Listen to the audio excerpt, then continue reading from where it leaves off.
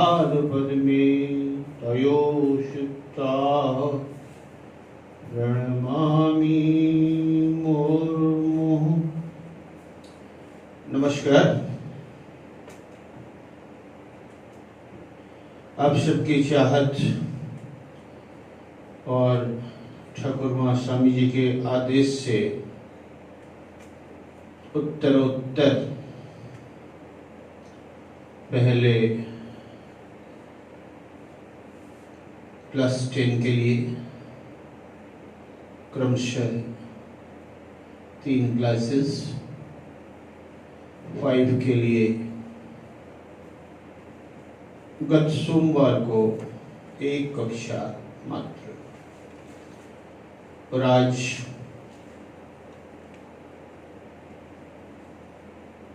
बृहस्पतिवार के दिन 11:12 लगभग हो रहे हैं हमारे सामने की घड़ी में। प्रस्तुत हूँ कर्म की वेदी पर कुछ ऐसे पुष्पों को अर्पित करने के लिए जिसे जाने अनजाने देख करके हो सकता है ठाकुर माँ स्वामी जी के मुखार बिंदी से निकल सके, तथास्तु। इसके पहले कि मैं पाठ्यक्रम को शुरू करूं, अपने स्वभाव और आचरण के अनुसार प्रतिदिन की तरह आज भी ठाकुर माँ स्वामी जी के श्री चरणों में अपनी विनम्र प्रार्थना यही प्रस्तुत करूंगा कि हे ठाकुर माँ स्वामी जी, देश में और देश के बाहर परिस्थितियों की चाबुक से निचोड़े जा रहे लहूलुहान, अनजान, बेगुनाह बूढ़े, बच्चे, युवा, स्त्री, एक शब्द में कहें तो समग्र जनता जो त्राही त्राही कर रही है, भगवान श्री रामकृष्ण उनके कष्टों का समापन कर दे। जो भी लोग कहीं भी दैहिक और मानसिक, दूसरे शब्द में कहें तो कायिक, काया से संबंधित, शरीर से संबंधित, और मानस, मन से संबंधित, अगर कहीं किसी रोग से जूझ रहे हों तो कृपया उनके कष्टों का यथाशीघ्र निवारण करें। कहीं ऐसा न हो प्रभुवर कि बहुत देर हो जाए और आपके प्रति जो हमारे मन में आस्था है, जो घोर विश्वास है, वो धुल न जाए, वो समाप्त न हो जाए, वो खाक में न मिल जाए। अभी तक, आज के दिनांक और आज के समय तक यह विश्वास अटल है कि हमारे प्रभुओं ने संकट की घोर घड़ी में जब जब भी उन्हें पुकारा है, ईश्वर दौड़े चले आए। आज भी यही होगा। हम इस अटल कामना के साथ अपने त्रिदेव ठाकुर माँ स्वामी जी के चरणों में शतकोटि नमन करके अपने पाठ्यक्रम की तरफ अग्रसर हो रहे हैं। देखें, फर्स्ट मंथली के बाद हमको दिखाई दे रहा है 4 सिलेबस, चैप्टर नंबर 12, 13, 15 और 16। चैप्टर नंबर 12 कर्मवीर कविता है, लिखा नहीं है किसके द्वारा रचित है, मैं जानता हूं, मैं बता दे रहा हूं। अयोध्या सिंह उपाध्याय हरिओत। नीचे ब्लू लेटर में लिखा हुआ है केवल पठन के लिए। देखेंगे क्या करना है। उसके बाद गिल्लू है, गिल्लू महादेवी वर्मा द्वारा लिखित एक रेखा चित्र है। उसके बाद सैनिक का बेटा है, ये शौर्य गाथा है, वीरता की कहानी है। उसके नीचे भी लाल काली से लिखा हुआ है केवल पठन के लिए। देख लेंगे क्या है। उसके बाद अंतिम सिलेबस है लिटरेचर का, कदम मिलाकर चल। कविता है, शायद अज्ञात है या संकलित है, क्योंकि यहाँ कुछ लिखा हुआ नहीं है। हमने देखा समग्र पठन के पश्चात, समग्र अवलोकन के पश्चात कि पठन के लिए 2 चैप्टर्स जाने अनजाने यहाँ दे दिए गए थे। मैं उसको 1 बना देता हूं और 1 को कंपल्सरी कर देता हूं। मैंने कर्मवीर नामक कविता को इम्पोर्टेंट कर दिया, क्योंकि ये कविता अपने आप में किसी गीता से कम नहीं है, किसी संजीवनी से ये कम नहीं है। इसलिए मैंने इसको ग्राह्य समझ करके अपने मानस में उड़ेलने की कोशिश के साथ चाहा है कि आप तक भी इसका संदेश और मर्म पहुंचाऊं, ताकि आप जीवन भर कर्मवीर बने रहें। पेज नंबर 104 का अवलोकन करेंगे। कर्मवीर का शुभारंभ अपने आप हो जाएगा उसके अवलोकन के साथ। मैं पहुंच चुका हूं कर्मवीर नामक कविता पर, पेज नंबर 104 पर। इसके पहले कि मैं पाठ्यक्रम को बिल्कुल ताजा और अनोखे रूप में आप तक पेश करूं, अपने स्वभाव के अनुसार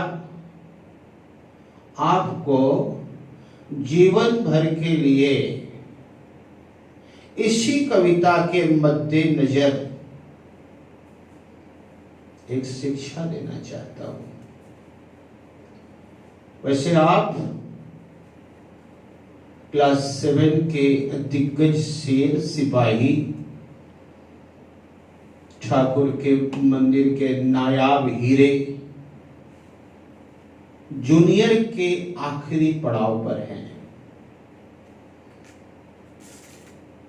कहने की आवश्यकता नहीं समझता हूं।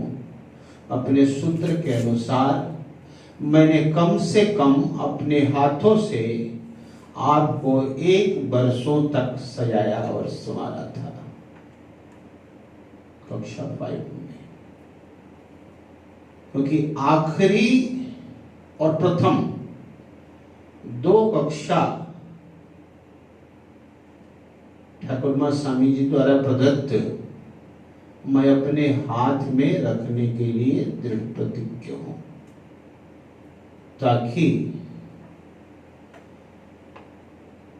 मैं खुद अपने हाथों से उसका सिंचन कर सकूं, उसका रोपण कर सकूं, उस मस्तिष्क में कुछ पहुंचा सकूं, अनोखी बातें, जिससे कल जा करके आप भारत का कोई नूर बन सके।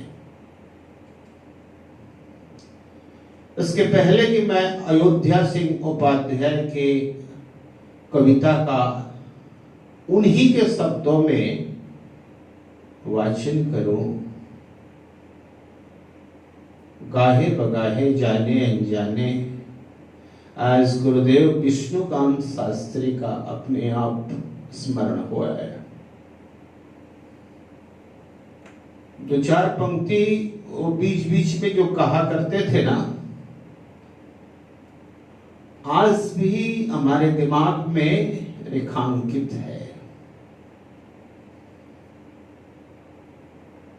और जिंदगी के आखिरी सांस तक रेखांकित रहे तो शायद इसी में मेरा, भारत का और भारतीयता का, तीनों का सफल विकास रूपायित होता नजर आएगा। सो उठा लीजिए कॉपी कलम, बता देता हूं जिंदगी का फलसफा। एक कर्मवीर कैसे बना जाता है, कैसे हुआ जाता है, कैसे लोग कहलाते हैं कर्मवीर, और कर्मवीर बनने वाला क्या क्या कर सकता है। समस्त प्रश्नों का उत्तर गुरुदेव ने 4 पंक्तियों में निचोड़ करके रख दिया था। बीच बीच में बड़े हंसी और खुशी के साथ, बड़े मनोविनोद के साथ वे अपनी इन पंक्तियों को कहा करते थे, कक्षा में भी और कक्षा के बाहर भी।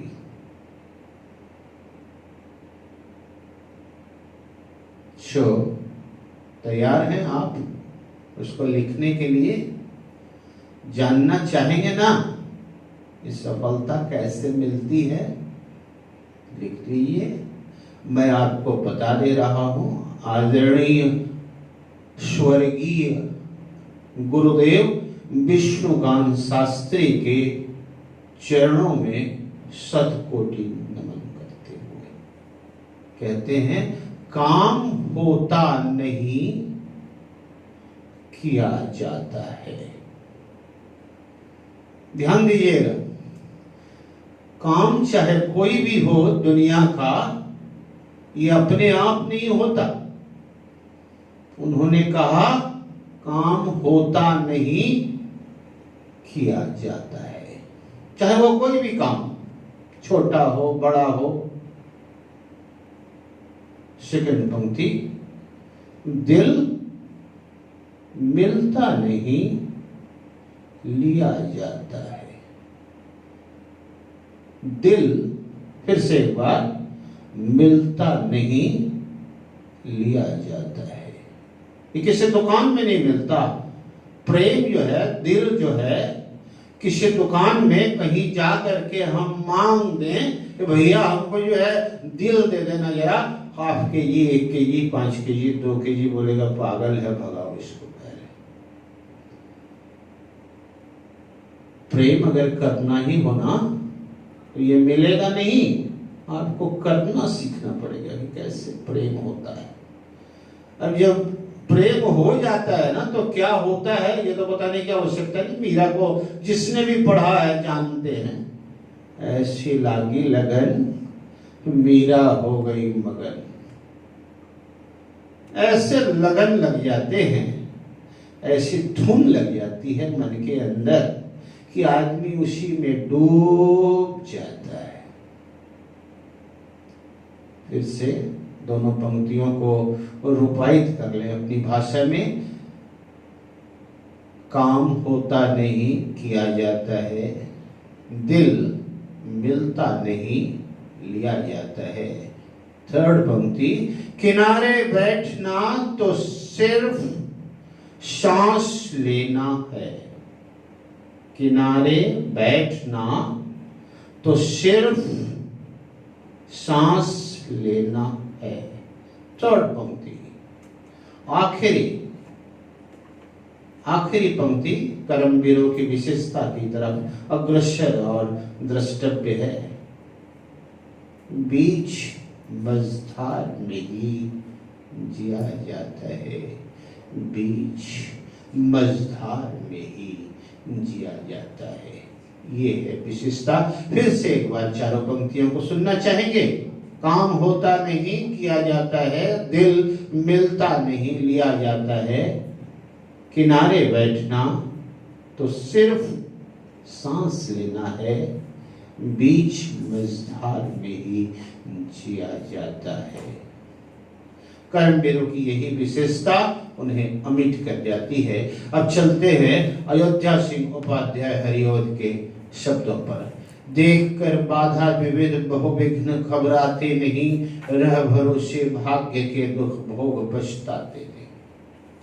काम कितना ही कठिन हो किंतु उकताते नहीं, भीड़ में चंचल बने जो वीर दिखलाते नहीं। हो गए कान में उनके बुरे दिन भी भले, सब जगह सब काल में वे ही मिले फूले फले। सेकंड स्टेंजा, आज करना है जिसे करते उसे हैं आज ही, सोचते कहते हैं जो कुछ कर दिखाते हैं वही। मानते जो भी हैं सुनते हैं सदा सबकी कही, जो मदद करते हैं अपनी इस जगत में आप ही। भूल करके वे दूसरों का मुंह कभी तकते नहीं, कौन ऐसा काम है वे कर जिसे सकते नहीं। जो कभी अपने समय को यूं बिताते हैं नहीं, काम करने की जगह बातें बनाते हैं नहीं, आजकल करते हुए जो दिन गंवाते हैं नहीं, यत्न करने से कभी जो जी चुराते हैं नहीं। बात है वह कौन जो होती नहीं उनके लिए, वे नमूना आप बन जाते हैं औरों के लिए। आखिरी स्टेंजा, व्योम को छूते हुए दुर्गम पहाड़ों के शिखर, वे घने जंगल जहां रहता है दम आठों पहर।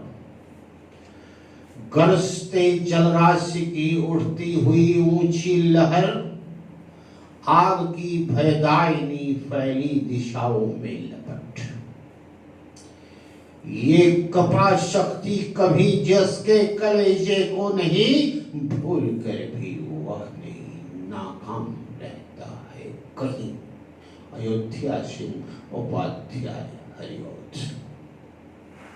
अर्थों पर चले। जिंदगी के पथ पर विविध प्रकार के बाधाओं और विघ्नों को देख करके जिसने घबराना नहीं सीखा, सब कुछ भाग्य के भरोसे छोड़ करके जिंदगी में जिसने पछताना नहीं सीखा, चाहे कितना ही दुष्कर कार्य हो, किंतु यहां जो वर्ड लिखा हुआ है ना उबताते, ये गलत है। इसको काट करके लिख देना उकताते, बौ को क कर देना, उकताते। इसका मीनिंग बता दे, घबराते।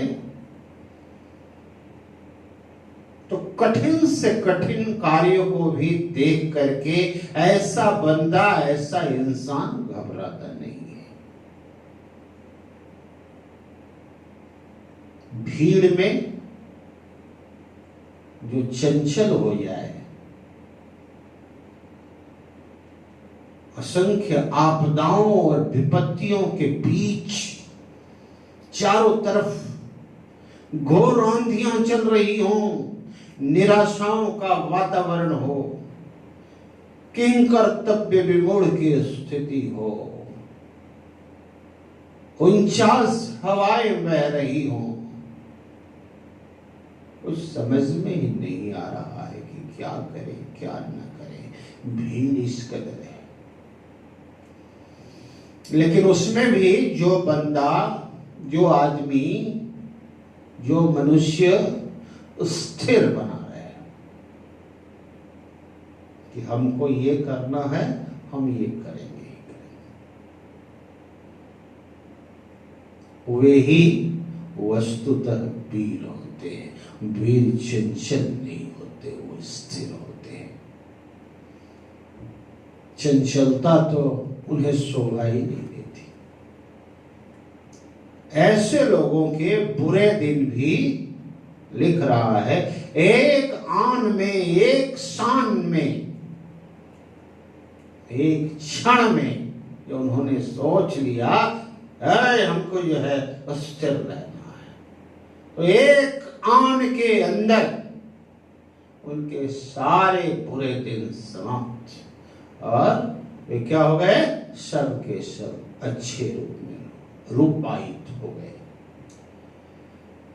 कह रहा है कवि कि सब जगह, हर जगह, देश में हो, विदेश में हो, आकाश में हो, पाताल में हो, धरती पर हो, सब काल में, तीनों कालों, वर्तमान, भूत, भविष्य, तीनों कालों में ऐसे लोग ही वीर बने हुए मिलते हैं और ऐसे लोग ही जीवन में फलते बोलते हैं, अर्थात सफलता हासिल करते हैं। सेकंड स्टेंजा का अर्थ, आज जिसको करना है उसे ऐसे लोग आज ही कर लेते हैं। वे न सोचते हैं और न कुछ कहते हैं, वे तो बस करके दिखाना जानते हैं कि लो मैंने कर दिया। ऐसे लोगों की एक और विशेषता होती है, वे किसी को छोड़ते नहीं हैं, वे सबकी बातें ध्यान से सुनते हैं।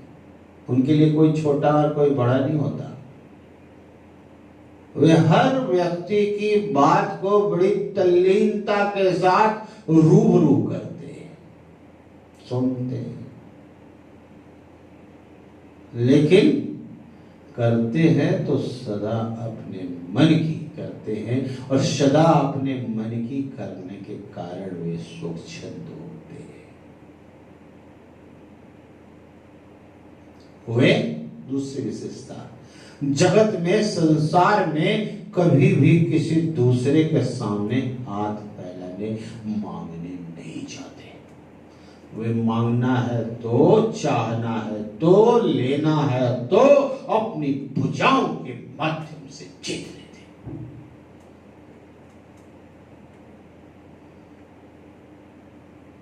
अर्थात वे अपनी मदद स्वयं करते हैं, वे दूसरे से मदद की गुहार नहीं लगाते, बचाओ बचाओ बचाओ। किसके पास टाइम है जो तुमको बचाने के लिए आएगा। भूल करके भी जिंदगी में वे दूसरे का मुंह ताकना नहीं सीखे। मुंह ताकना एक मुहावरा है बेटे। मुंह ताकना का अर्थ होता है मुहावरे का आश्रित होना। उन्होंने जिंदगी में कभी दूसरे पर आश्रित होना सीखा ही नहीं।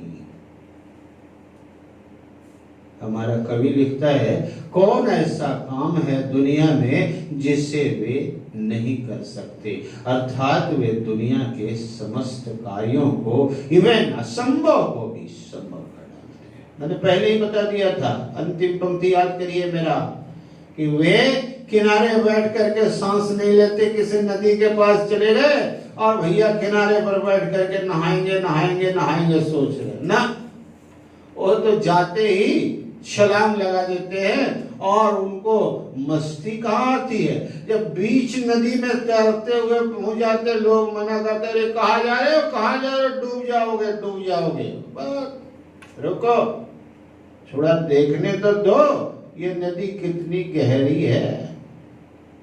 और बीच मझधार में जब हाबू-डुबू खाने लगते हैं वो, तब उनको जिंदगी का असली आनंद आता है। तो जिंदगी का असली आनंद बेटे मिलना है और लेना है ना, तो जिंदगी के दुख को तो देखना ही पड़ेगा।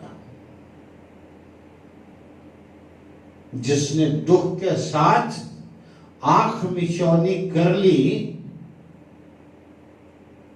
वो जिंदगी के जंग का सिकंदर होकर के ही रहेगा, उसको रोकने वाला कोई पैदा ही नहीं हुआ।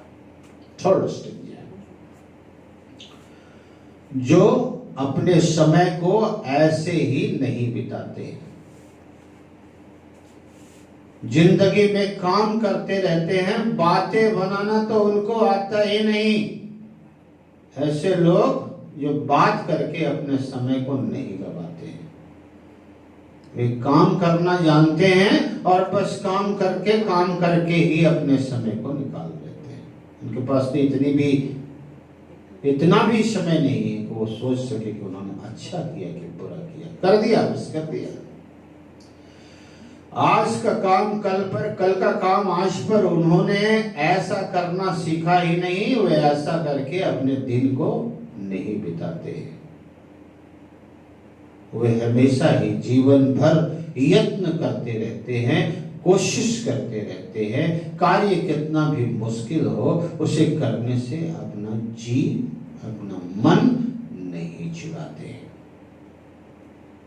कवि लिखता है, ऐसी कौन सी बात है जो उनके किए पर, जो उनके करने पर नहीं हो सकती। हमने पहले ही बता दिया था कि वे असंभव को संभव बना देते हैं और इतिहास के पन्नों में अमिट नमूना बन जाते हैं। सदियों तक ऐसे लोग उदाहरण बनकर के भारत और भारतीयता की सेवा करते हैं। वे नमूना बन जाते हैं स्वयं औरों के। आखिरी स्टेंजा जो इस कविता का उद्देश्य बन सकता है, जिसे हमने अपनी आखिरी पंक्तियों में गुरुदेव के शब्दों में बता दिया था। व्योम को छूते हुए दुर्गम पहाड़ों के शिखर, पहाड़ों के ऊंचे ऊंचे शिखर जो आकाश को छू रहे हों, ऐसे घने जंगल, यहां 8 पहर, एक पहर इक्वल टू होता है 3 आवर्स। 3 घंटे का समय को एक पहर कहा जाता है साहित्य में। और दिन भर के अंदर हमारे यहाँ 24 घंटे बताए गए हैं। तो साहित्य के अनुसार एक दिन में 8 पहर होते हैं। तो 8 पहर की बात की गई है, यानी ऐसे घने जंगल जहां 24 घंटे अंधेरा है, घंटों हाथ को हाथ नहीं सूझ रही, उसमें भी वे निर्भय होकर स्वच्छंद विचरण कर रहे। गरजते हुए जलराशि की ऊंची उठती हुई फेनिल लहरें उनके साहस और हौसले को कभी फीका नहीं बनाती। वे तो खतरों के खिलाड़ी होते हैं। उन्हें खतरा मोल लेना और उस खतरे को अंजाम देना अच्छी तरह आता है। आग की भयदायनी लपटों के बीच भी वे दीपावली का त्योहार मनाते हैं। याद है ना, हम दीपावली का त्योहार कैसे मनाते हैं? पटाखे और फुलझड़ियां जला करके, दीपक जला करके, दूर से। लेकिन कर्मवीर दीपावली कैसे मनाता है? वो अग्नि जला देता है और अग्नि के साथ समर्पित हो जाता है। तो कहता है कि देखे तो तेरे अंदर कितना आंच है। दुख रूपी अग्नि के बीच जिसने जलना सीख लिया वही शूरमा है, वही कर्मवीर है, वही साहसी है, वही सिकंदर है, वह विश्व विजयी होकर के रहेगा।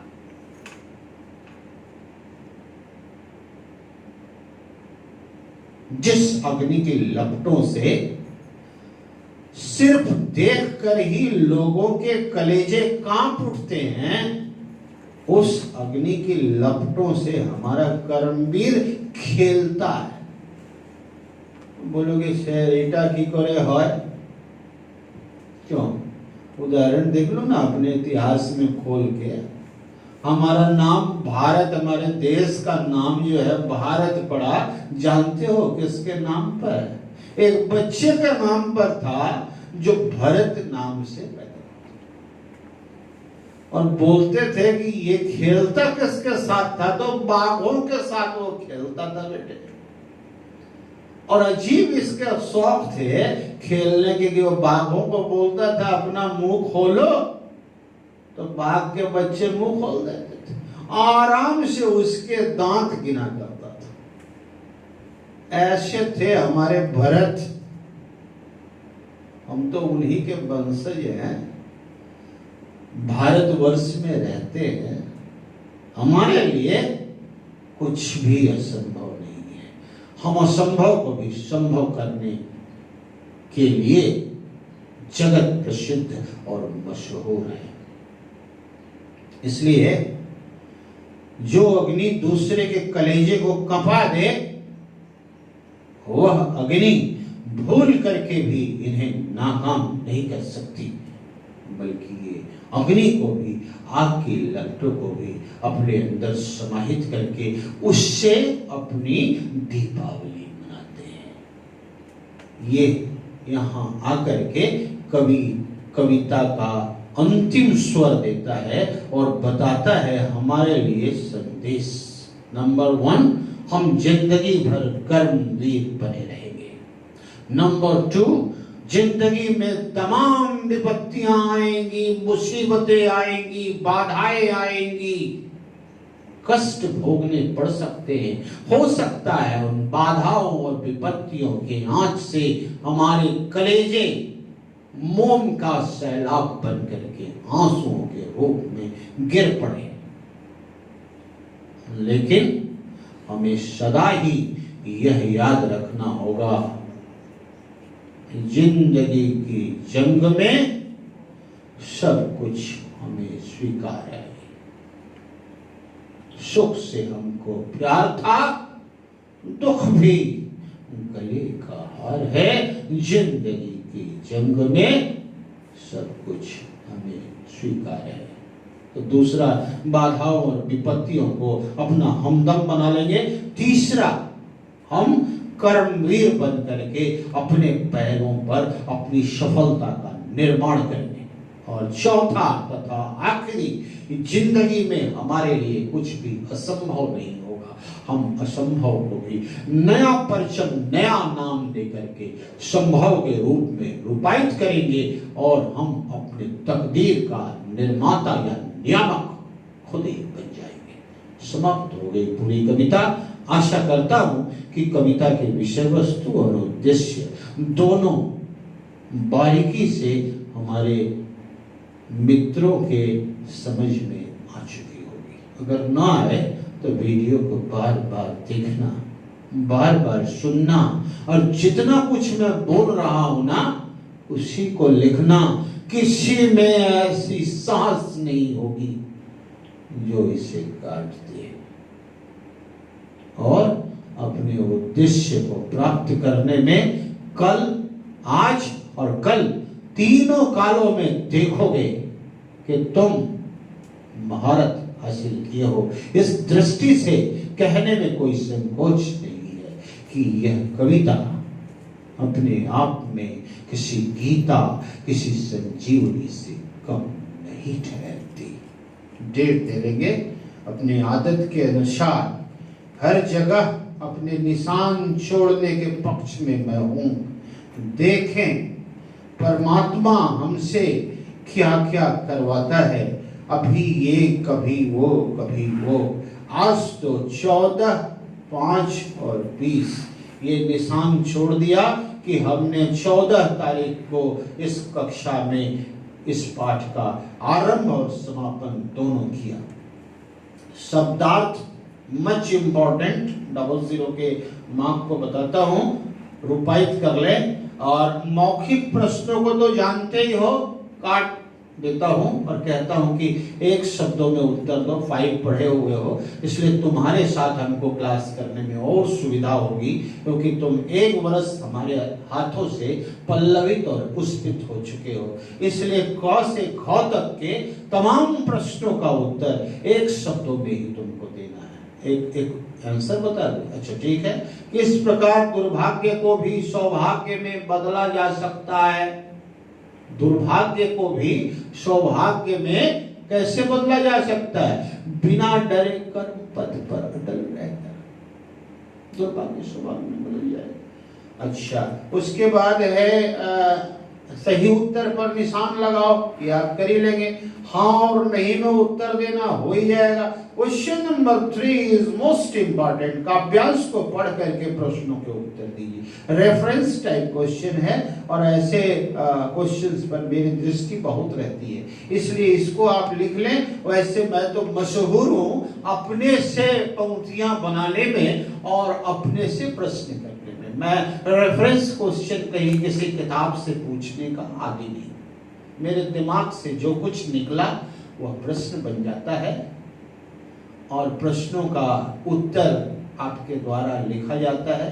मुझे पसंद आ गया तो नंबर देता हूं, अन्यथा काट करके जब मैं आपको कॉपी शो करता हूं वहीं पर बता भी देता हूं और आपसे मैं उसका रेक्टिफिकेशन भी करवा लेता हूं, सुधार भी करवाता हूं। याद करिए, मैं पहले ही भी बोला था, आज भी बताता हूं कि जैसे ही मेरी परीक्षा समाप्त हो जाती है ना तो मैं बच्चों को बोलता हूं कि परीक्षा के दिन शेष हो जाए परे दिन तक कियान भी लड़के तैयार होते, सर आपका क्वेश्चन पेपर नहीं आज। यस, क्वेश्चन पेपर में कौन सा ऐसा प्रश्न है जो तुमको नहीं आया? क्योंकि मैं बार बार कहता हूं कि मैं नरेंद्रपुर में पढ़ाता नहीं हूं, तो लोग अवाक रह जाते, अरे अद्भुत बात करते आप, पढ़ाते नहीं है तो मिशन क्या आपको ऐसे ही 20 वर्षों से 22 वर्षों से रखे हुए हैं? तो बोलते भैया पूरी बात तो सुनिए मेरी, हम पढ़ाने के लिए नहीं पैदा हुए भाई, हम तो सिखाने के लिए पैदा हुए। हमने जितना कुछ सीखा है हम चाहते हैं इस सब कुछ आप में उड़ेल दें। ठाकुर मां स्वामी जी की कृपा रही तो आप एक दिन ऐसे मुकाम को रचेंगे, वही प्रसाद जी के शब्दों में, किंतु पहुंचना उस सीमा पर जिसके आगे कोई राह नहीं। लिख रहे इसके पहले जीवन का पाथे नहीं है, शांत भवन में टिक है। मैं चाहता हूं कि तुम्हारे भी जिंदगी का यही मकसद हो, तुम कहीं भी शांति से तब तक न टिको न बैठो जब तक कि तुम स्वयं को अग्रिम पंक्ति में न देखो। और मैं उसी दिन जाकर के समझूंगा कि हाँ मैंने कुछ सिखाया था, मैंने कुछ बताया था, मैंने कुछ गुरु मंत्र दिया था। उत्तर लिखिए, अवश्य होगा। एक बता दूं, चलो बता देते हैं। कर्मवीर अपने समय का सदुपयोग किस प्रकार करते हैं? उत्तर साफ है, कर्मवीर बातें नहीं बनाते हैं, वे सिर्फ काम करना जानते हैं। अपने काम के द्वारा वे दूसरों को काम करने के लिए प्रोत्साहित करके अपने समय को यूं नहीं बिताते, बल्कि समय के साथ सापेक्ष चल करके अपना नाम रोशन करके बिताते हैं। आज से स्पष्ट करो, यहाँ तो दो ही पंक्ति दे रहा है, हल्की हल्की पंक्ति लिख रहा है। वे नमूना आप बन जाते हैं औरों के लिए, रह भरोसे भाग्य के दुख भोग पछताते नहीं। ये सभी हमने आपको यहाँ जब भावार्थ बताया था तो बता दिया था, आशा है आप लिख लेंगे। उत्तर विस्तार से अभ्यास पुस्तिका में लिखो। विस्तार से लिखने वाले उत्तरों को मैं इंपॉर्टेंट बता देता हूं। क्वेश्चन नंबर ग इंपॉर्टेंट है, क्वेश्चन ख और क्वेश्चन क। और मूल भाव समझिए, वो तो मैं अपने लेक्चर्स में ही बता दे रहा हूं, उसको खोल करके बार बार देखिएगा, बार बार सुनिएगा, आपको याद हो जाएगा, याद भी नहीं करनी पड़ेगी। सुनो और लिखो। आप स्कूल में होते तो मैं डिक्टेशन बोलता हूं, वो भी मेरी इच्छा के अनुसार, स्वभाव के अनुसार अपने मन से ही 10-15 वर्ड बोल देता हूं, किताबों के सहारे नहीं रहता हूं। लेकिन आप घर पर हैं, माताजी से हो, पिताजी से हो, बड़े भाई से हो, मित्र से हो, अगर किसी से नहीं हो, कोई खाली नहीं हो, ऐसा भी हो सकता है, तो गुरुदेव को याद करना। गुरुदेव ने कहा था, जोदी तो डाक सुने क्यों ना हंसे, तबे एकला चलो रे, एकला चलो रे, एकला चलो रे, 3 बार कहते हो। अर्थात हिम्मत मत हारना, खोल लेना अपनी किताब, सामने रखना, एक बार देख करके लिखना, बार बार 2 बार और बिना देखे हुए किताब बंद करके लिखना। भाववाचक संज्ञा बनाओ। मैं देख रहा था कि संज्ञा है, इसलिए भाववाचक संज्ञा होगा। अच्छा, वाक्यों को पढ़कर रंगीन शब्दों के अर्थ लिखो।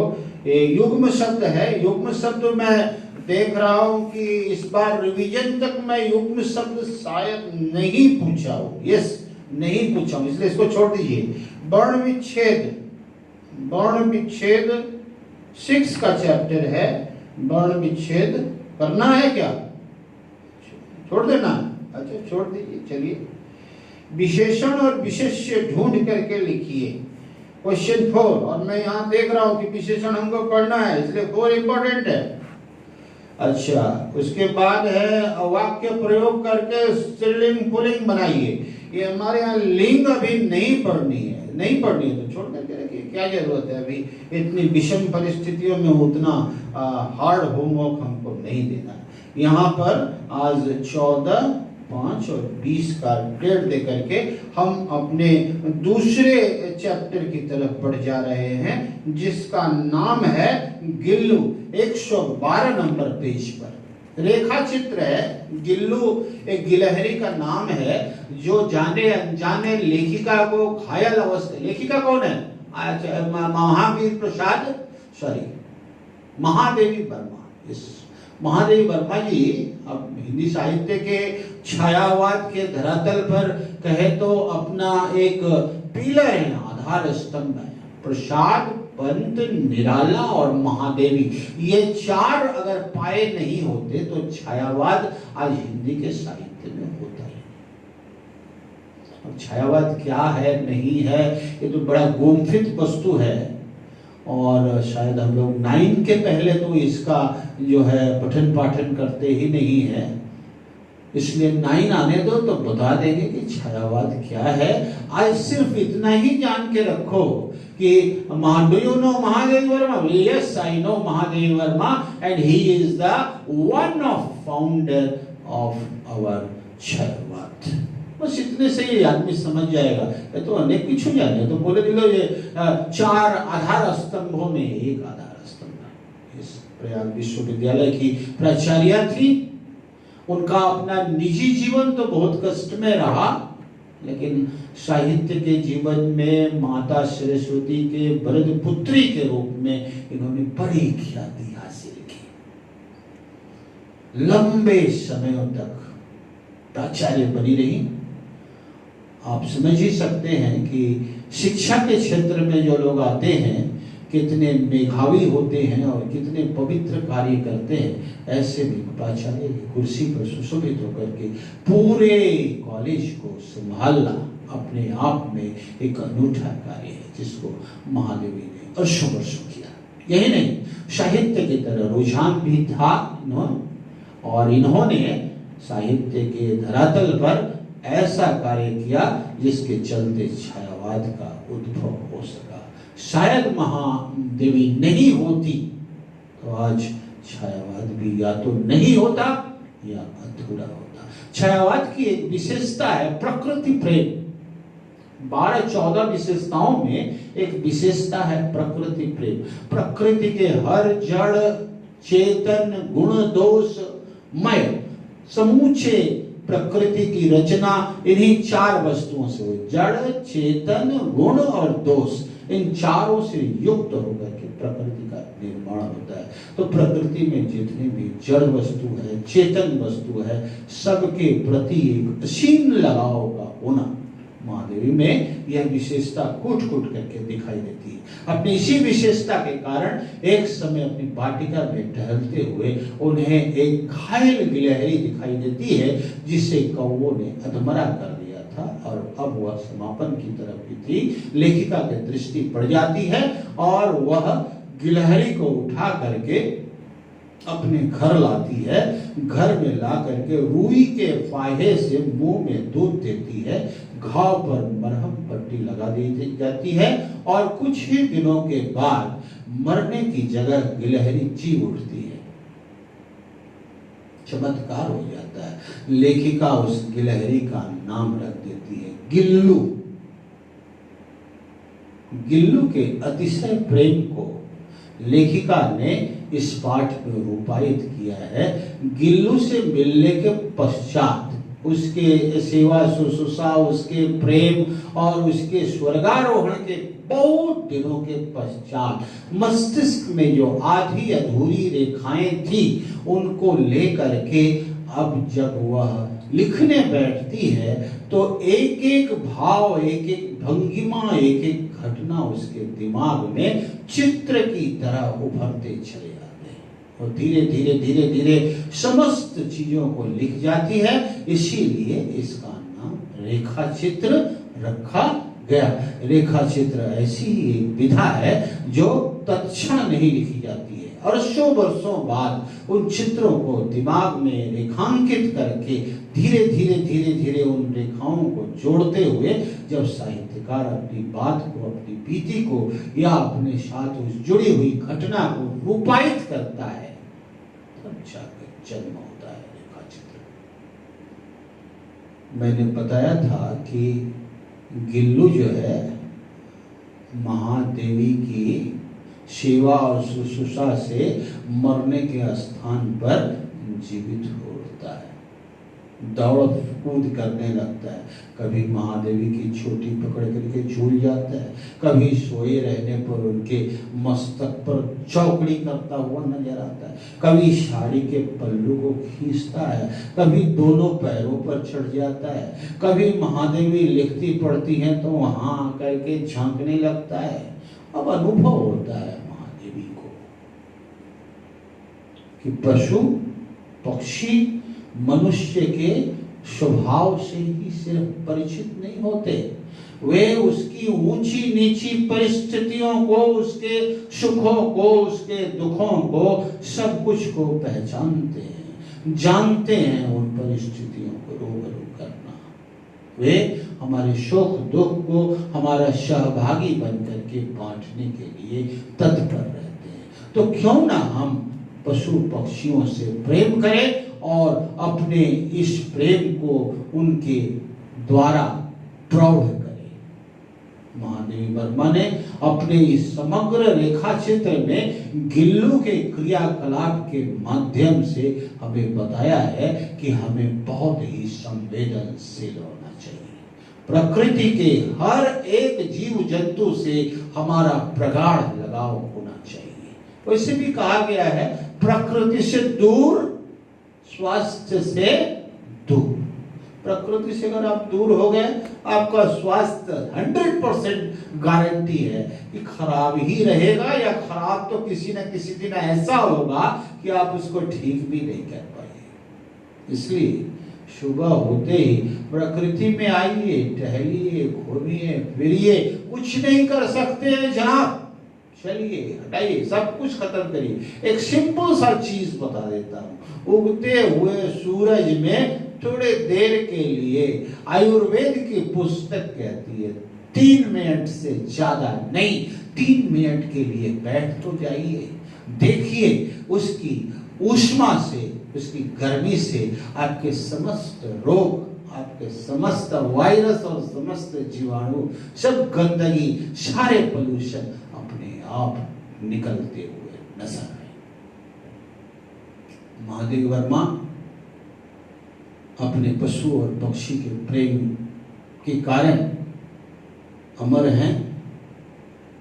गिल्लू उनकी रेखा चित्र उनके द्वारा लिखी हुई आज हमें बता रही है कि हम पशु और पक्षियों के प्रति निर्मम न बने, हमें बता रही है कि हमारे ऊंची नीची परिस्थितियों को, हमारे दुखों को, हमारे सुखों को बांटने वाले अगर कोई हैं सचमुच में, अगर हमारा हितैषी है सचमुच में, अगर हमारा कोई हमदम है, तो वह पशु और पक्षी ही हो सकता है। इस प्रकार से गिल्लू के साथ क्रीड़ा करते हुए बड़ा ही सुंदर समय जा रहा था लेखिका का। इसी बीच ऐसा समय आ गया जब सबको एक न एक दिन उल्टा परमात्मा के पास ही जाना पड़ता है। सबकी एक अवधि होती है, उस अवधि से कोई भी व्यक्ति, वस्तु, पशु, पक्षी, प्राणी ज्यादा नहीं रह सकता। इसीलिए तो इस संसार को मरणशील संसार कहा गया है। यहां जो भी आया, राजा हो या रंक फकीरा, सबको एक दिन जाना है। पूछोगे कवि कौन है, तो ये नहीं बताऊंगा मैं, कवि क्योंकि तुम्हारे सामने ही बैठा हुआ है। फिर से एक बार सुन लो, जरूरत समझो तो लिख लो। संसार की यही हकीकत है, राजा हो या रंक फकीरा। फकीरा का मतलब है फकीर, जो भिक्षा मांगता है या नहीं मांगता, एक जगह बैठा रहता है। लोग उसके पास खुद आते हैं, बाबा कह के चरणों पर लौटते हैं और सिर्फ हाथ रख देता है। विश्वास करो 20 वर्षों से, 25 वर्षों से, 15 वर्षों से जो व्याधि है, घर जाते जाते सब समाप्त। फकीर ऐसा होता है, उसे किसी की चिंता नहीं हो। उसे तो ये भी नहीं मालूम होता है कि वो खाया कि नहीं, पिया कि नहीं, वो कहाँ है, कैसे है, वही फिर बात। वो तो मगन है प्रेम करने में, तो साक्षात अपने भगवान में डूबा हुआ है। और हर आदमी का जो उसके पास आ रहा है, जा रहा है, बिना किसी स्वार्थ के, बिना किसी लोभ के, बिना किसी ईर्ष्या के, बिना यह पूछे हुए कि तुम मेरे मित्र हो या शत्रु हो, सबका भला अपना भला, दिन से रात तक यही बोलता रहता है, उसको फकीर कहते हैं बेटा। तो क्या लिखा, राजा हो या रंक फकीरा, सबको एक दिन जाना है। दूसरी पंक्ति समाप्त। तीसरी पंक्ति, जाना तो है एक जगह, एक ही जगह हमको जाना है। कहां? जहां से हम आए थे भगवान के पास से उन्होंने भेजा था। जाना तो है एक जगह, बस एक ही जगह हमको जाना है। लेकिन कैसे जाना, सुनोगे? लाखों बने बहाना है, लेकिन एक ही जगह जाने के लिए लाखों बहाने बने हुए। किसी से पूछोगे भैया कैसे मर गए, कोई नहीं बोलता कि भगवान ने इनको मार दिया। कोई बोलता है रोग से मर गए, कोई बोलता है कोरोना से मर गए, कोई बोलता है एक्सीडेंट हुआ था उससे मर गए, कोई बोलता है नाती के बचाते गए दादू 80 বছর বয়স খাট থেকে পড়ে গেছেন, তারপরে সেন্সলেস হয়ে মারা যান, হার্ট অ্যাটাক হয়ে যায়, সুগার হয়ে যায়, কিডনি ফেলিওর ছিল। अरे मूर्खों, कभी तो बोलो कि भगवान ने स्वयं उनको मार दिया। अब तो मालूम हो गया कि जहां से हम आए हैं वहां हमको जाना ही जाना है, वहां कोई बहाना नहीं चलेगा। और वहां जाने के हजारों बहाने हैं। भगवान क्योंकि कोई भी दोष अपने माथा पर कभी नहीं लेता, इसीलिए लोग भ्रम में पड़ करके हजार कारण बताते हैं और किसी भी एक सज्जन के मुंह से कभी ऐसा नहीं निकला कि स्वयं परमात्मा ने इनको मारा है, इनको अपने पास बुलाया। अगर ऐसा कोई बोल दिया तो समझ लेना बड़ा ज्ञानी और गुणी आदमी है। तो देखिए गिलहरी के अंतिम क्षण को थोड़ा दिखा देता हूं, अन्यथा लोग कहेंगे कि पांडे जी ने तो किताब तो पढ़ाया ही नहीं है? जबकि मैं किताब से आगे निकलने की चाहत रखता हूं और आपको भी यही बताता हूं कि फलसफों से सीखो, फलसफों को जानो, किंतु निकल जाओ सारे फलसफों को छोड़कर आगे कि तुम खुद के लिए और दूसरों के लिए स्वयं फलसफा बन जाओ। गिलहरियों के जीवन की अवधि 2 वर्ष से अधिक नहीं होती। यहाँ एक फैक्ट तुमने जान लिया, अंडरलाइन करो, गिलहरी 2 वर्ष से ज्यादा नहीं जीती। गिल्लू की जीवन यात्रा का अंत आ ही गया था। Page number 115। दिन भर उसने कुछ न खाया न बाहर गया। रात में अंत की यातना में भी वह अपने झूले से उतरकर मेरे बिस्तर पर आया और ठंडे पंजों से मेरी वह उंगली पकड़कर हाथ से चिपक गया, जिसे उसने अपने बचपन की मरणासन स्थिति में पकड़ा था। अर्थात इतना प्रेम कि मरते समय भी वह महादेवी की उंगली को ही पकड़े हुए है। पंजे इतने ठंडे हो रहे थे कि मैंने जाग कर हीटर जलाया। महादेवी का प्रकृति प्रेम देखिए, पशु प्रेम देखिए, और उसे उष्णता देने का प्रयत्न किया, परंतु प्रभात की प्रथम किरण के स्पर्श के साथ ही वह किसी और जीवन में जागने के लिए सो गया। उसकी मृत्यु हो गई ताकि वह फिर से 1,84,000 योनियों की जो परिकल्पना है हमारे ऋषि मुनियों के द्वारा, उसमें से किसी दूसरे में रूपायित हो सके, किसी दूसरे में जीवन ले सके। उसका झूला उतार करके रख दिया था। दुख की घड़ी आ गई थी, खिड़की की जाली बंद कर दी गई थी, परंतु गिलहरियों की नई पीढ़ी जाली के उस पार चिक चिक करती ही रहती और सोन जूही पर बसंत आता ही रहता है। जैसे लोग उसको खोज रहे हो, कभी उसके मित्र गिलहरी उसके खोज में आते, कभी सोन जूही पर बसंत आता, जैसे वो गिल्लू की खोज करता है।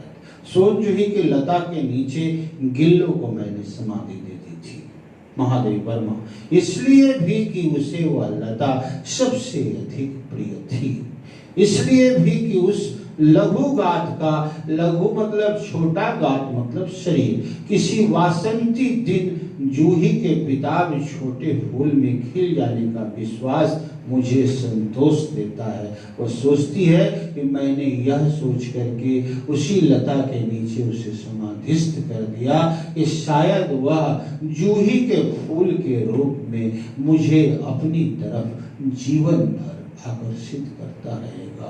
ऐसा था पशु पक्षियों के प्रति हमारे महादेवी की करुणा और प्रेम। हमें पशु पक्षियों के प्रति निर्मम नहीं होना चाहिए और ऐसी ही करुणा तथा प्रेम को अपने जीवन में रूपायित करके जीवन को चरितार्थ करना चाहिए। यही था इस कहानी का उद्देश्य। कहानी अगर कहे तो बेकार है, रेखा चित्र कहना अति उत्तम होगा। शब्दार्थ होंगे ही, मोस्ट इंपॉर्टेंट है हमारे शब्दार्थ। मौखिक उत्तर को एक वाक्य, एक शब्द में उत्तर दो कर लीजिए और उसके बाद ये टिक लगाने वाला लिखित प्रश्न होगा, रिक्त स्थानों की पूर्ति होगा, गद्यांश को पढ़ करके प्रस्तुत प्रश्नों को उत्तर दिए रेफरेंस होगा। अच्छा, एक क्वेश्चन बता देता हूं, 4 का ग, उसका आंसर सुन लो। लेखिका के अस्वस्थ होने पर गिल्लू ने किस प्रकार एक परिचारिका की भूमिका निभाई? परिचारिका कहते हैं नर्स की।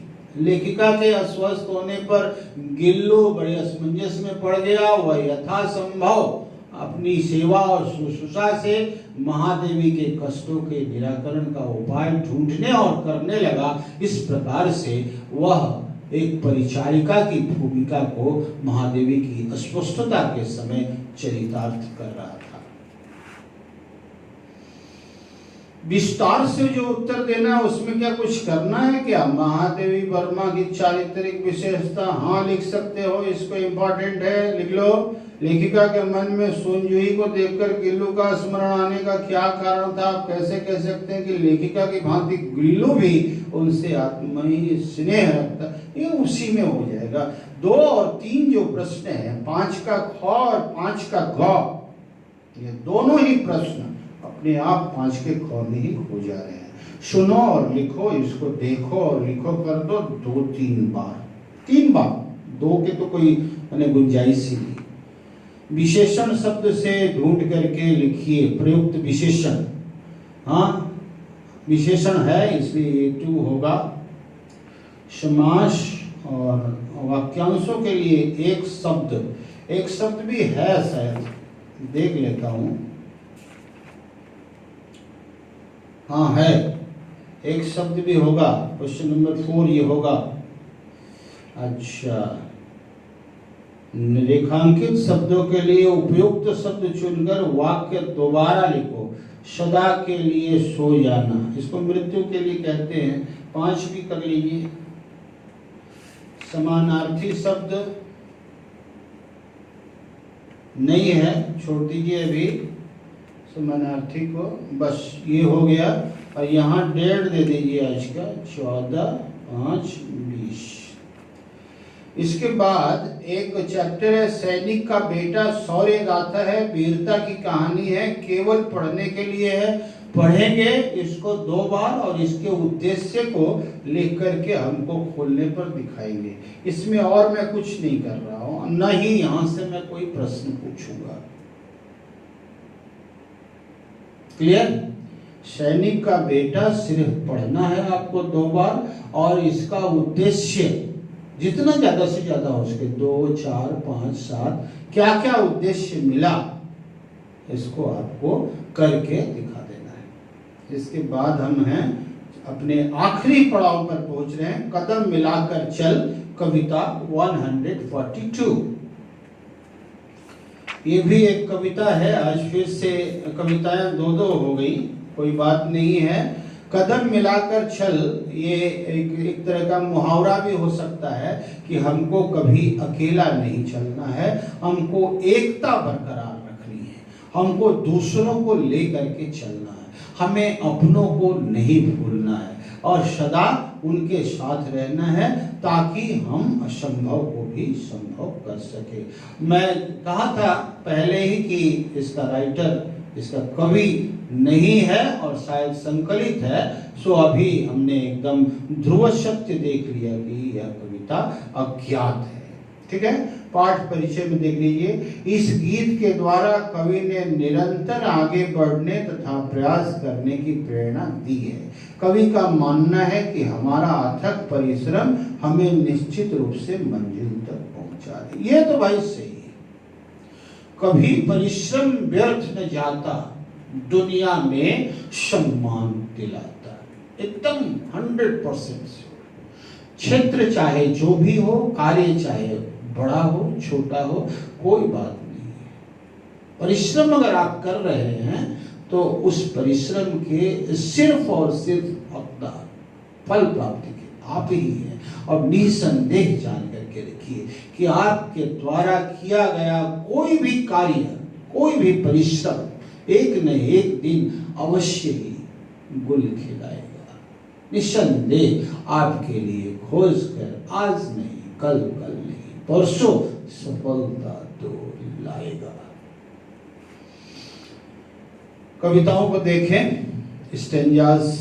जोश न ठंडा होने पाए, कदम मिलाकर चल, मंजिल तेरी पग चूमेगी आज नहीं तो कल। सबकी ताकत, सबकी मेहनत, सबकी हिम्मत एक, सबकी इज्जत, सबकी दौलत, सबकी किस्मत एक। सूल बिछे अगणित राहों में राह बनाता चल, मंजिल तेरा पग चूमेगी आज नहीं तो कल।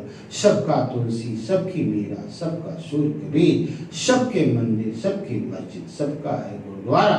शंख देह का पार्थ बजा है, ले गांडी उस संभाल, मंजिल तेरा पग चूमेगी आज नहीं तो कल। छोड़ दे नैया अरे खवैया, मझधार तुम्हारा डेरा, खून पसीना बहा के अपना ला फिर नया सवेरा। सीमाओं पर आज मचलता देशभक्त का बल, मंजिल तेरा पग चूमेगी आज नहीं तो कल। नूतन वेदी बलिदानों की मांगे आज जवानी, देनी होगी हम सबको देश हेतु कुर्बानी। बलिदानों का ढेर लगे, इतिहास बनाता चल, मंजिल तेरा पग चूमेगी आज नहीं तो कल अज्ञात जो ज्ञात न हो।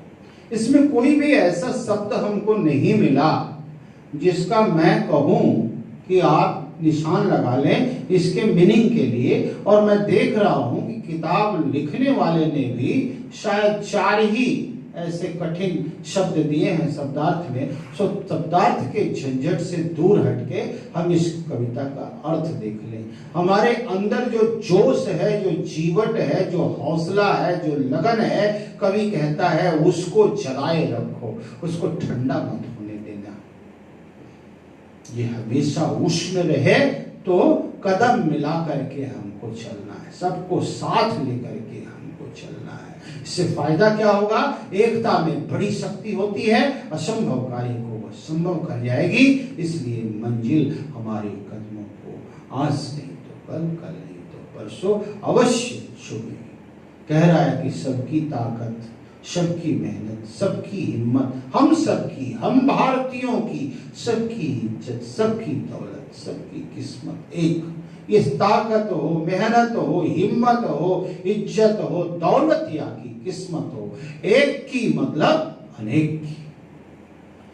जिंदगी के रास्तों, सेकंड स्टेंजा, जिंदगी के रास्तों में शूल रूपी कांटे अगणित बिछे हो तो भी उन कांटों के बीच अपना राह, अपना रास्ता बनाता चल।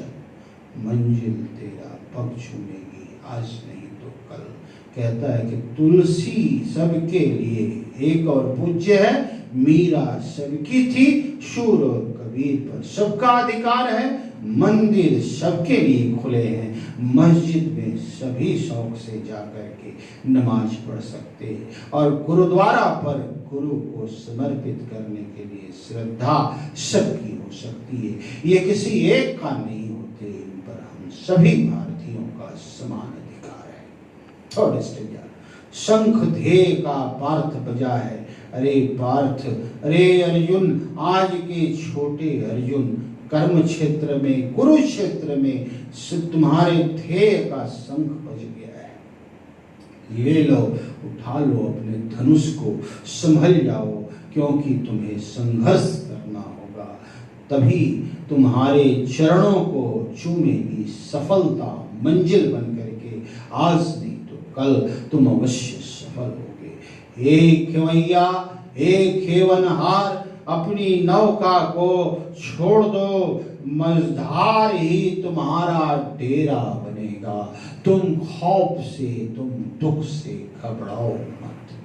खून पसीना बहा के अपना खून और अपना पसीना बहाओ, अपने को खाक करो और उस खाक से अपने लिए नया सवेरा ढूंढ लाओ।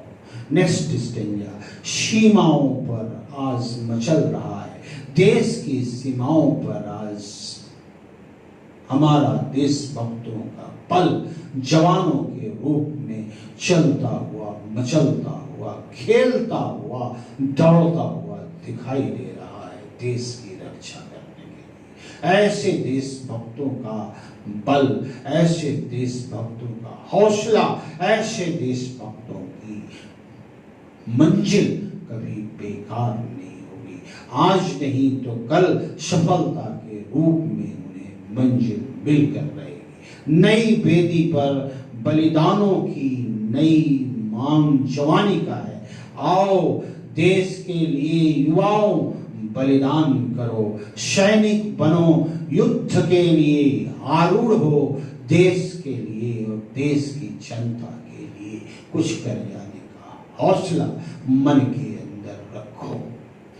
देनी होगी हम सबको ये देश हेतु कुर्बानी, कुर्बानी तो देनी ही होगी देश के लिए। जिस देश में हमने पैदा हुआ, जिस देश में हम पले पढ़े, आगे पढ़े लिखे, जिस देश का अन्न जल खा करके हम यहाँ तक पहुँचे हैं, उस देश के प्रति हम कुछ करें या न करें, हमें सर्वस्व तैयार रहना है। और कवि राम अवतार के शब्दों में हमेशा ही यह कहते रहना है, तन समर्पित, मन समर्पित और यह जीवन समर्पित, चाहता हूं देश की धरती। तुझे कुछ और भी दूं, चाहता हूं देश की धरती तुझे कुछ और भी दूं। राम अवतार त्यागी। ये हौसला, ये जज्बा जिसके दिल में है, वह सेना में काम नहीं करके भी अपने को सैनिक समझ सकता है। ऐसा सूरमा देश के आह्वान पर मर मिटने के लिए तैयार है।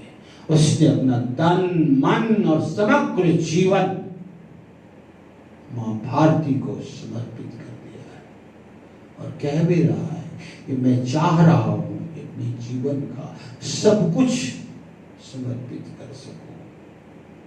उसके बाद भी कवि के अंदर कहीं ना कहीं असंतोष है, चाह रहा है, सोच रहा है, शायद और भी कुछ हुआ होता मेरे पास तो मैं उसे भी देश की धरती पर, बलिवेदी पर बलिदान कर देता।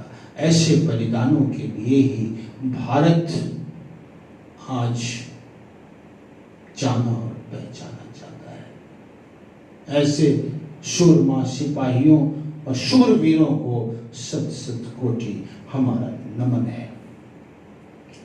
बलिदानों का ढेर लगे, इतना बलिदान लगा दो, इतनी कुर्बानी कर दो देश के लिए कि हमारा देश ऐसे ही आजाद रहे, इस पर कोई आंख उठाकर देख न सके।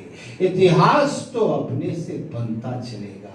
इतिहास तो बनाने की, कवि तो कह रहा है इतिहास बनाता चल। मैं कवि से एक सीढ़ी आगे जाके कह रहा हूं कि आपको इतिहास बनाने की जरूरत नहीं होगी, इतिहास तो अपने से बनता चलेगा। कह रहा है कवि, मंजिल आज नहीं तो कल सफलता के रूप में निखर करके तुम्हारे कदमों को अवश्य चूमेगी। समाप्ति डेट दे दीजिए 14/5/20। 14/5/20। उत्तर, यह गीत हमें क्या करने की प्रेरणा दे रहा है? समग्र एकत्र होकर के रहने की। सही चिन्ह और हाँ और नहीं में उत्तर समझ ही गए होंगे। रेफरेंस क्वेश्चन करना है, कहीं से भी पूछूंगा। किताब से पूछने का मैं शौकीन नहीं हूँ। किताब सिर्फ पढ़ने और पढ़ाने के लिए होता है, सिखाने के लिए नहीं। मैं तो सिखाने के लिए पैदा हुआ। कविता की पंक्तियां पूरी कीजिए, पूरा करना सीखिए। कि इसके लिए आपको करना क्या होगा मालूम है? पूरी कविता याद रखनी पड़ेगी, तब जाकर के ये संभव होगा। नहीं तो मान लीजिए अगर एग्जामिनर ने यहाँ से पेपर सेट कर दिया ना, तो ये समझ के रखिए कि मेरा 1 नंबर या 2 नंबर जो भी उसने पूछा है उसमें हमको 0 मिलना ही मिलना है। तो कविता चाहे कोई भी हो, हमारे समझ से उसको आत्मसात थोड़ी सी मेहनत करनी पड़ेगी, थोड़ा समय देना पड़ेगा, 2 बार 3 बार पढ़ना होगा, आत्मसात हो जाएगा। अरे बहुत से चीज सीख लेते हो तुम आसानी से, कविता सीखना कौन सी बड़ी बात है। उत्तर लिखिए 5 नंबर। देश को हमसे क्या क्या अपेक्षाएं हैं? देश को हमसे बहुत सी अपेक्षाएं हैं। सबसे पहले तो हमें देश को सुरक्षित और संरक्षित रखना पड़ेगा। हमें हमेशा सोचना पड़ेगा, हमें हमेशा तैयार रहना पड़ेगा कि देश पर कभी भी कोई आंच ना आए। अगर ऐसा कभी समय आता है तो देश हमसे अपेक्षाएं रखता है कि हम हंसते हंसते भारत माता के लिए कुर्बान हो जाएंगे। मरते समय भी हमारे मुख से यही निकलेगा, भारत माता की जय। उत्तर विस्तार से अभ्यास पुस्तिका में कविता का मूल भाव ये होगा। और जो आदमी कविता का मूल भाव कर लेगा ना, उसके लिए ख और ग दोनों आसान बन जाएगा। इसलिए ग को भी मैं इम्पोर्टेंट भले ही बना दे रहा हूँ, लेकिन मैंने कविता के मूल भाव को अपने लेक्चर्स में दिया है। बार बार रिकॉर्डिंग को ध्यान से सुनना, मुझे आशा नहीं पूरा विश्वास है एक कविता का मूल भाव आज से 50 वर्षों बाद भी अगर तुमसे कोई पूछेगा तो तुम बखूबी वही सब बातें उकेर करके रख दोगे। सुनो और लिखो, इसको देखो और लिखो कर देना। इसके बाद हो रहा है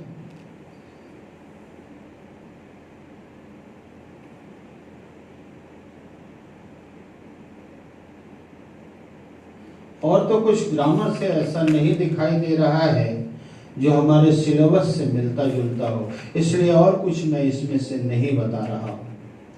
मैं पेज नंबर 145 के क्वेश्चन नंबर 7 जो हमारा लास्ट है वहीं पर डाल रहा हूं, 14/5/20 ये डेट।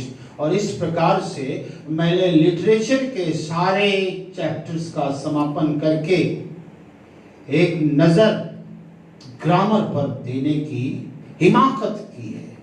मैं देख रहा हूं ग्रामर में है क्रिया, सर्वनाम, विलोम, अनुच्छेद, विशेषण, एक शब्द। एक बात कहूं, क्लास 5 में 365 दिन के अंदर एक दिन भी मैं आराम करने तुम्हारे क्लास में नहीं गया था। मैंने सदा ही तुमको पढ़ाया है और मुझे पूरा यकीन है कि क्रिया, सर्वनाम, विशेषण, एक शब्द और विलोम सब कुछ तुमको पता है। इसलिए तुम अपने ग्रामर को निकाल लेना और फिर से इनकी पुनरावृत्ति कर लेना। मैं कोई भी ऐसा नया सिलेबस यहां नहीं दिया हूं जिसको मैंने पढ़ाया नहीं। और खुशखबरी तो ये है कि 5, 6, 7 ये तीनों क्लासेस को मैं इंट्रोडक्टरी ग्रामर ही पढ़ाता हूं, इसलिए तुमको तो ज्यादा अभी पढ़ने की जरूरत नहीं। 8 में जब आओगे तब उसके डिटेल में मैं चाहता हूं। 5, 6, 7 वालों से मेरी अपेक्षाएं यही होती हैं कि वे सब कुछ जाने, लेकिन इंट्रोडक्टरी रूप में ही जाने, छोटे रूप में ही जाने। इसलिए छोटे रूप में इन 1, 2, 3, 4, 5 चैप्टर्स को अपने लिए कंप्लीट कर लेना। फिर से एक बार बता देता हूं, क्रिया, सर्वनाम, विलोम, एक शब्द और विशेषण, ये 5 जो चैप्टर हैं इनको अपने लिए कंप्लीट कर लेना। रह गई अनुच्छेद की बात। मैं हर क्लासेस में 4-5 अनुच्छेद बता चुका हूं, तुम्हारे यहां भी बता देता हूं, लिख लो। सबसे पहला लिखना,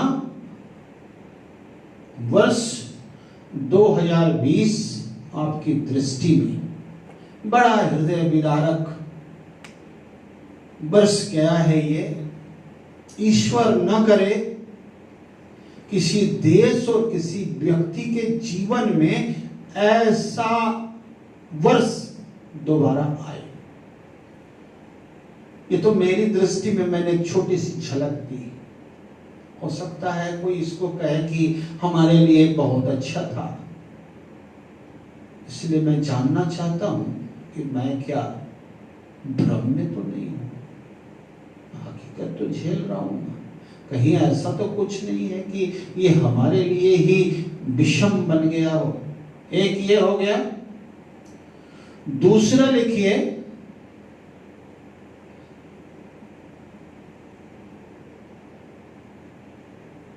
नेत्रदान महादान।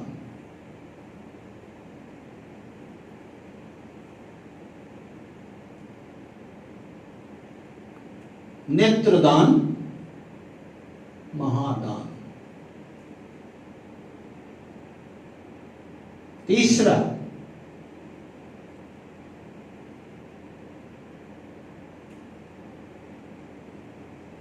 विषम परिस्थितियों में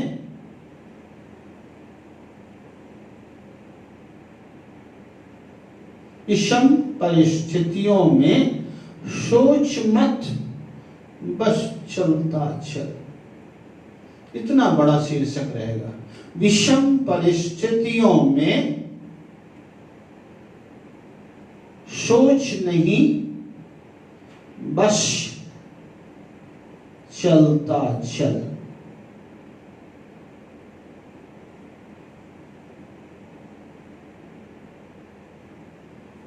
और नंबर आखिरी एक थोड़ा सरल भी दे दें जो सबके लिए रूपायित हो सके, सबके लिए कारगर हो सके, क्योंकि सबका दिमाग तो समान नहीं होता ना। तो सरल वाले में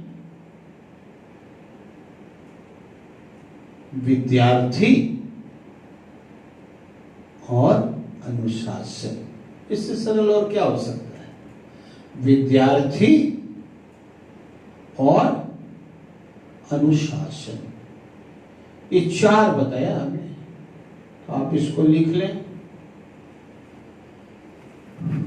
मैं भी कोशिश कर रहा हूं कि यहां लिख लूं ताकि हम लोग तैयार रह सकें। एक ये दिया, दूसरा दिया नेत्रदान, तीसरा दिया सोच मत, बस चलता चल विषम परिस्थितियों में, और आखिरी दिया विद्यार्थी और अनुशासन। इस प्रकार से ठाकुर महास्वामी जी के पुनीत आशीर्वाद से कठिन से कठिन परिस्थितियों में रह करके भी मुझे आज हर्ष हो रहा है। मेरे साथ कल क्या होगा उसकी परवाह मुझको नहीं। हृदय खुशी से पल्लियों उछल रहा है। चलो, मैं दूसरे के किसी काम को अधूरा तो नहीं छोड़ा, मैंने किसी को बीच मझधार में तो नहीं फेंक दिया। आज बड़ी खुशी हो रही है हृदय के अंदर। शायद पहला क्लास शुरू किया था तो सोचा भी नहीं था कि मैं 5 और 7 के लिए भी कुछ कर पाऊंगा। सोचा था इनके प्रकार जैसे भी हो, 10 बड़ा कंपल्सरी है, सामने बोर्ड है,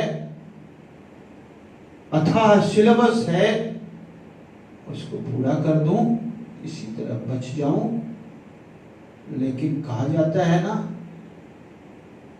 कोई है सोई जो राम रचि राखा, को करी तर्क बढ़ाओ ही शाखा। अवधी भाषा बाबाजी लिख रहे हैं, अरे मूर्ख, होगा तो वही जो भगवान ने तेरी किस्मत में लिख दिया है। तो छोड़ दे हर चीज उन्हीं के ऊपर। क्यों बात बात में तर्क वितर्क करके बेकार अपने समय को नष्ट कर रहा है और तर्कों कुतर्कों का जाल बढ़ाता चल रहा है। सो रामचरितमानस से शिक्षा फिर से लेकर के फिर से ठाकुर महास्वामी जी को यही कहना चाहूंगा, छोड़ दिया इस जीवन का सब भार तुम्हारे हाथों में। छोड़ दिया इस जीवन का सब भार तुम्हारे हाथों में, सौंपा अपनी नैया का पतवार तुम्हारे हाथों में। छोड़ दिया इस जीवन का सब भार तुम्हारे हाथों में। खुश रहो, मुस्कुराते रहो। जिंदगी भर विषम से विषम परिस्थितियों में भी साहित्य से बहुत कुछ सीख करके उसकी तरह आचरण करते रहो। मेरा आशीर्वाद है, जहां कहीं भी रहोगे पुष्प की तरह खिलते और बढ़ते रहोगे।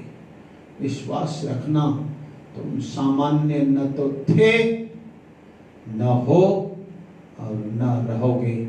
इसी विश्वास और कामना के साथ कि तुम नरेंद्रपुर के हीरे, कल भारत का कोहिनूर बनोगे, मैं ठाकुर रामकृष्ण देव को फिर से नमन करना चाह रहा हूं। जय श्री रामकृष्ण देवाय नमो नमः। जय हिंद।